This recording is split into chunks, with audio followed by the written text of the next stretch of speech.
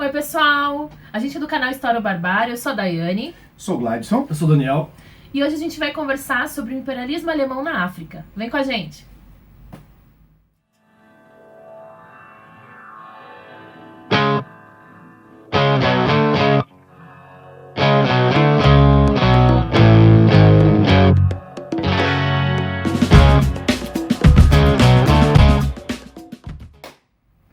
Então, pessoal, antes da gente começar esse vídeo, né, vamos lembrar para vocês curtirem aqui, ó, dar o seu like lá, o seu joinha, bem importante para nós.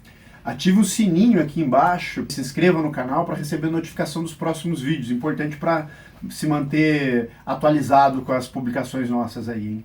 E também compartilhe com seus amigos, com a família, joga lá, né, no WhatsApp da família lá, ó, criar uma treta básica e tal, né? Fala pra galera que eles não sabem nada de história e manda eles assistir nosso canal aí. Manda assistir nosso canal. Logo depois do bom dia da tia, posta a gente lá. Isso aí, galera. Isso aí, pessoal. Bom, o nome do nosso canal, História ou Barbárie, né? E lá no vídeo de apresentação, a gente fala sobre a questão da barbárie, em vários momentos da história em que a gente teve, né, os ápices da barbárie. E o tema de hoje, na verdade, eu acho que é um tema que tem tudo a ver, né, com o nosso canal, com a proposta, porque a gente vai falar de imperialismo, que foi, acho que um dos momentos, assim, inenarrável de barbárie, né? Sim, acho que na modernidade, né, só o nazismo foi pior que o imperialismo.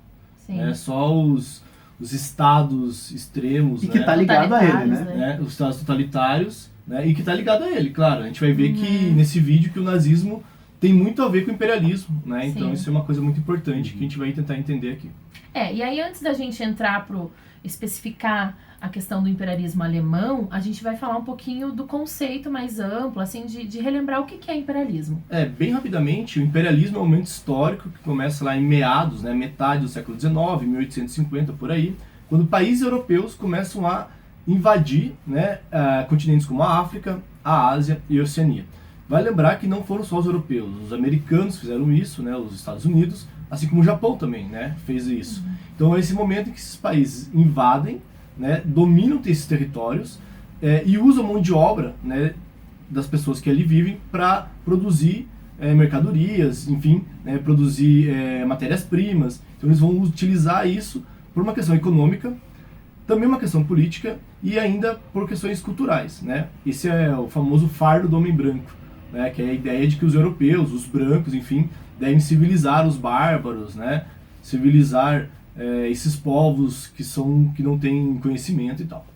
É importante a gente associar também que essa disputa imperialista ela é tão espalhada pelo globo que ela vai ser um dos grandes elementos da Primeira Guerra Mundial. A Primeira Guerra Mundial é um resultado dessa competição para ver quem explora mais os outros. Claro. Né? Tem aquela clássica imagem, né, deles cortando o bolo, que tem todo o livro didático, né, os países lá fatiando um pedaço do bolo e tal, que ilustra bem essa questão de como que o imperialismo foi decisivo. E como é o descaso de quem se sente superior com esses povos que estão sendo alvo do imperialismo. Né? Eles são vistos como passivos de todo e qualquer controle, formas de dominação. Né? E de humilhação e tal. Sim. Bom, feito isso então, explicado bem rapidamente, né? Se você tiver mais curiosidade sobre isso, procura lá, se informe mais.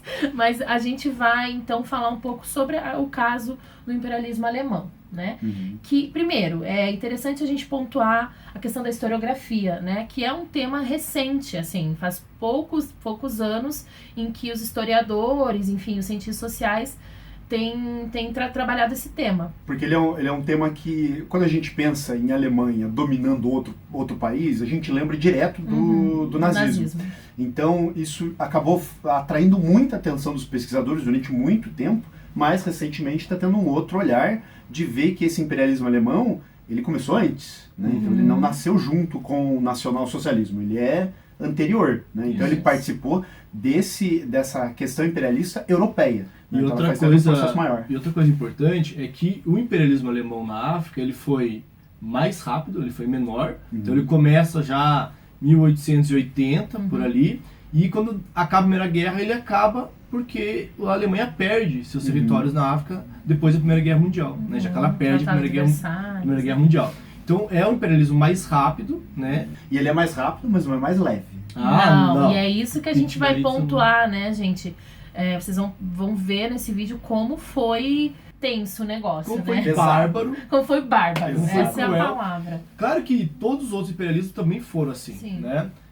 Mas o alemão tem suas especificidades e é isso que a gente vai tratar aqui. Uhum. Uma dessas especificidades, das diferenças, né, entre o imperialismo inglês e o francês, por exemplo, é essa questão do investimento privado, né? Então, se na França, na Inglaterra, enfim, nesses outros países, era uma atitude do governo, né?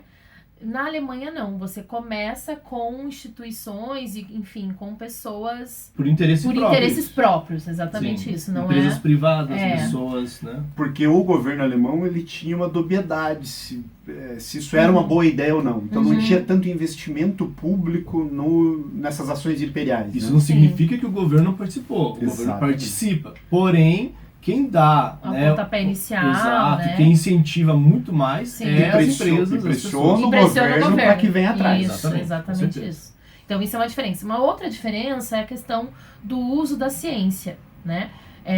Não que os outros países imperialistas não usaram isso, mas a Alemanha usa essa questão do discurso científico para legitimar um discurso de superioridade com muito mais ênfase do que os outros países. Então isso é uma diferença importante. E aí a gente tem uma outra questão que também não nasceu com o nazismo. Né? Esse uso da ciência para a dominação do outro não é uma coisa que nasce com o nazismo. Então isso é importante para entender esse vídeo de hoje. Muito bem. O que faz os alemães irem para a África, né, além da questão econômica? Que não é só uma questão econômica, tá? Então a gente tem que lembrar que na Alemanha havia um movimento chamado Pan-Germanismo, né, que era um movimento que buscava expandir o território alemão, né, ou o território que eles chamavam dos germânicos, que não inclui só os alemães, né? Os austríacos estão incluídos nisso, por exemplo, tá?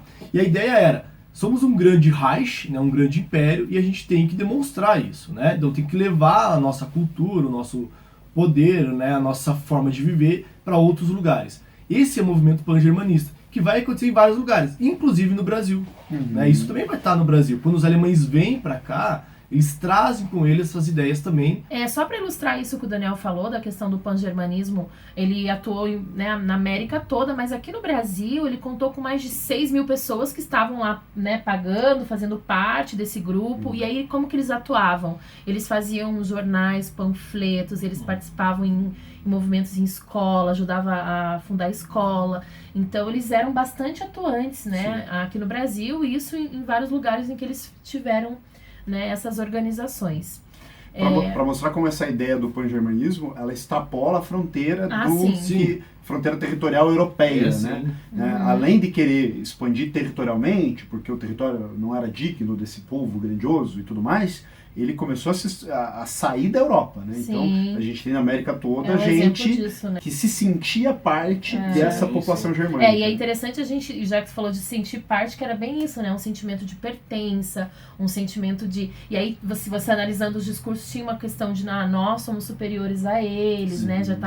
Já tinha isso. Então é todo muito parecido com aquela construção também da nacionalidade, né? Sim, tem tudo a ver tudo com ligado, na verdade, a nacionalidade germânica. Sim. Acho que o caso mais expressivo, então, do imperialismo alemão foi na Namíbia, né? A gente vai pôr um mapa para vocês visualizarem a localidade, né, onde se situa.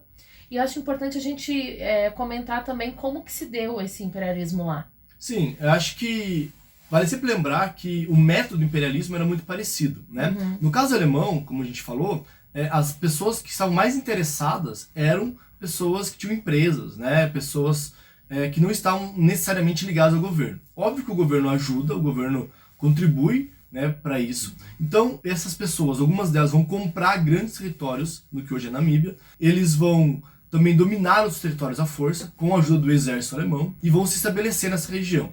Quando eles se estabelecem, eles acabam obrigando aqueles povos que viviam ali a trabalharem para eles, certo? É importante dizer que o povo, né, o maior povo que vivia ali, né, era o povo herreiro. Herreiro ou é herreiro? Você já falou herreiro. Herreiro? Não era herreiro que a gente viu? Não, agora vai. Povo herreiro? O povo herreiro? Não, herreiro, não é? Então vai. Certo? Não era o único, mas era o maior que vivia naquela região. Então os alemães vão começar a fazer esses caras trabalharem, né, essas pessoas trabalharem, produzindo aquilo que os alemães queriam, né, da maneira que os alemães queriam, dentro de uma certa lógica europeia de trabalho. O que, obviamente, é contra, né, o modo de vida daquele povo. Vai gerar conflitos, né? Isso. Inúmeros conflitos por diversos motivos. O tempo né? todo isso vai gerar conflito entre os africanos, né? E só para pontuar, essa lógica europeia é uma lógica capitalista, né? Completamente. É um modelo de produção capitalista e que foi colocado goela abaixo nesses povos que estão sendo dominados nesse período. Sim. É interessante a gente pontuar também que nesse momento vai se criar então todo um debate e vai se criar leis, né? Leis para definir, enfim, o que pode, o que não pode, né? Porque existia um abismo jurídico nessa população, porque eles pertenciam à Alemanha, mas não eram alemães. Sim. Né? Então, eles eram considerados cidadãos, né? Isso. Eles não eram considerados cidadãos. Então eles não podiam usar nem o arcabouço de leis deles, da sua própria etnia, né, da sua própria sociedade, e também não foram colocados dentro do arcabouço de leis do Estado alemão. Sim. Então criou-se uma terceira via, né, um terceiro conjunto de leis para que se permitisse algumas coisas que dentro dos valores europeus não se poderia fazer. Eu acho que a gente já discutiu isso em outros vídeos aqui no canal, né? Falando do século XIX, uma das palavras-chave do século XIX é a palavra raça. Sim, né? E aqui novamente a gente vê isso. Então, nesse código de leis, nesse aparato de leis que foi feita, né, para colocar esse africano no seu lugar, a palavra raça ela é o cerne, né? Ela é muito importante. Ela vai ser usada para justificar o porquê que o tratamento jurídico é diferente. Eles são de raças diferentes, a legislação tem que ser outra. Exato. Nessa legislação, por exemplo, eles proibiam o casamento entre um alemão e um africano. Né? Essa é uma das leis que a gente já pode ver bem marcado, bem forte essa questão da raça e da separação e da superioridade também, né? Então esse discurso de inferioridade, superioridade já está bem marcado. Porque né? essas leis não tornavam eles cidadãos, né? Eles não eram considerados cidadãos, eles eram pessoas inferiores, né? E elas tinham que cumprir determinadas leis, determinadas regras, que inclusive muitas delas eram sob castigos, né? Essa lei permitia castigos corporais, humilhação, inclusive pena de morte. Pena de morte, claro. Né? Mutilação. Tomar território, né? Tipo, aquele fez alguma coisa errada, você pode tomar aquele território. Ele vai ser expulso da terra que ele sempre morou. Sim, exatamente. Baseado na lei. Baseado na lei, dentro da lei. Então, assim, esses códigos de lei criados nesse momento, eles são uma barbárie, né? Claro. Eles já são o início do que vai vir pra frente. Sim. E é sempre interessante lembrar, né, que quando a gente fala de imperialismo, os europeus se diziam levar a civilização para os povos bárbaros. Mas o que a gente vê é justamente o fato de que eles vão praticar a barbárie, né? E a lei é parte dessa barbárie, né? Sim, com certeza. Bom, mas ao mesmo tempo, isso é muito importante a gente pontuar, a questão da resistência. Claro. Né? Então os herreiros vão resistir bravamente, o que é interessantíssimo, né? Porque era uma disparidade muito grande, porque aí, acho que a gente não comentou, né? Mas vai acontecer um conflito mesmo, eles vão entrar em guerra, né? E aí entra uma outra discussão, né? Porque antes, se eles eram vistos, tinha um discurso de que são os bons selvagens, né? Nós estamos indo até lá para salvá-los, para ajudá-los, mostrar o caminho. A partir do momento em que essa guerra começa e eles resistem bravamente, o discurso muda. O discurso muda, né? Aí você já passa a ser, o selvagem, em vez de ser... Porque o bom selvagem era aquela visão de que era a visão de uma criança ser educada. Sim. A partir do momento que essa criança começa a se rebelar, não se trata mais de educação, se trata de aniquilação. Então, esse povo pode ser aniquilado. Essa é a palavra que se usa. Sim, e dentro da lógica, né, dos alemães, é exatamente isso que eles pensavam. Quer dizer, não deu certo, não funcionou, então a gente tem que aniquilar eles, né, praticar aqui um genocídio, para que a gente, enquanto civilizados, possamos dominar esse território, né, sem problemas. Sim, porque no início dessa empreitada imperialista, a ideia era dominar territórios e pessoas. Sim. A partir do momento em que se viu que esses corpos não seriam dóceis, se determina, só vamos dominar o território. Sim. Então essas pessoas, esses indivíduos tornam-se dispensáveis, né? Então daí começa a surgir várias práticas de extermínio, né, resultando na criação de campos de concentração, inclusive. E só antes da gente falar disso, é importante lembrar uma coisa. Eu vou colocar uma propaganda aqui para vocês verem, né?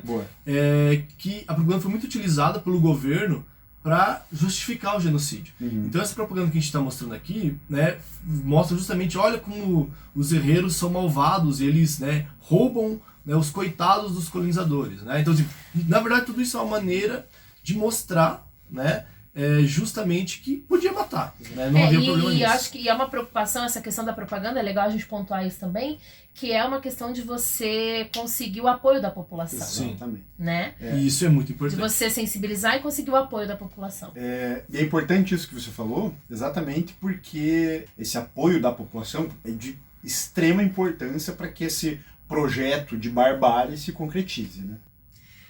Muitas pessoas acabam falando, né, porque o nazismo foi o primeiro genocídio do século XX, foi, né, mas cada vez mais a historiografia vem debatendo e discutindo isso, que na verdade esse caso, essa guerra dos alemães com o povo herreiro, né, na Namíbia, isso sim é considerado então o primeiro genocídio do século XX, né? Começa lá por 1904, né, e dura alguns anos ali. Bom, e depois, né, desse conflito, onde a gente falou que vai ter bastante resistência e tal, quando essa guerra termina, para vocês terem uma ideia, então calcula-se que tinha 100 mil pessoas do povo herreiro. E com essa guerra aniquilou 80 mil. Né? Então é um número assim, por isso mesmo a palavra genocídio, é essa palavra para usar, né, gente? E aí depois não acaba por aí. Né? Porque depois em torno dos 20 mil que ficaram vivos, vai ter mais coisa. Sim, né? Muitos vão ser presos, né? Sim. A gente vai colocar essas fotos que estão aqui agora, né? Que são fotos justamente do momento pós-guerra, onde aqueles que sobraram vão ser presos e vão ser colocados em campos de concentração. Olha só, pessoal, né? Campos de concentração, que a gente sempre também, quando fala essa palavra, associa ao nazismo, mas pra gente ver então que já no imperialismo alemão, né, no início do século XX, essa experiência já começou a ser praticada. Né? E para ver como todo esse absurdo que circula o nazismo, ele não é algo... Claro, ele é enormemente debatido, a gente lembra muito do conhecido, né, o horror que é o nazismo, mas ele é inserido num contexto maior. Então a gente tem já práticas genocidas anteriores. A gente tem essa discussão racialista antes também. Então a gente tem uma construção de todo um contexto que vai servir de pressuposto, que vai servir de base para as ideias nazistas. Né? Porque se a gente vê, por exemplo, essa coisa do casamento, a separação de casamentos de alemães, né, isso vai se repetir. Depois o alemão não pode casar com judeu. A gente vê essa questão do campo de concentração, a gente vê essa questão da humilhação, dessas leis de tortura, de humilhação. A desumanização. Então, exato, a desumanização do outro, né, daquilo que não... Então isso é muito interessante, né?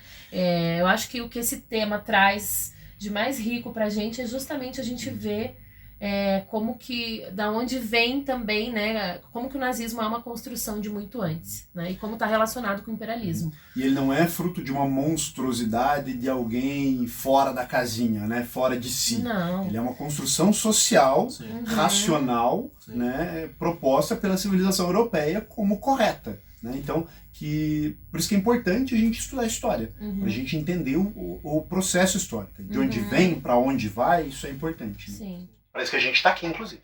Então é importante te dizer, né, que esse nosso vídeo ele foi baseado no estudo, né, de uma historiadora da Universidade Federal do Paraná, a Marion Brepol Magalhães, né, onde ela foi até a Namíbia, né, passou um tempo lá, fez uma pesquisa sobre esse assunto e escreveu alguns artigos, né, que a gente vai deixar linkado aqui embaixo para quem quiser se aprofundar mais, ler mais. Então não é nada também tirado, né, a gente não acha nada, né, tudo isso aqui é pesquisa histórica. A Marion foi nossa professora, né, excelente professora. Beijo, Marion, se vai me assistir.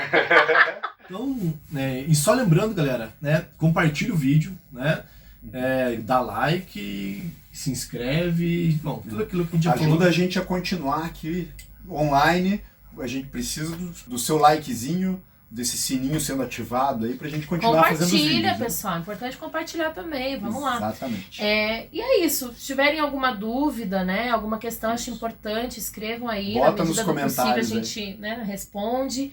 E espero que vocês tenham gostado, né, desse vídeo, que tenha contribuído. E é isso. Até o próximo vídeo. Beijo. Tchau, tchau. Tchau.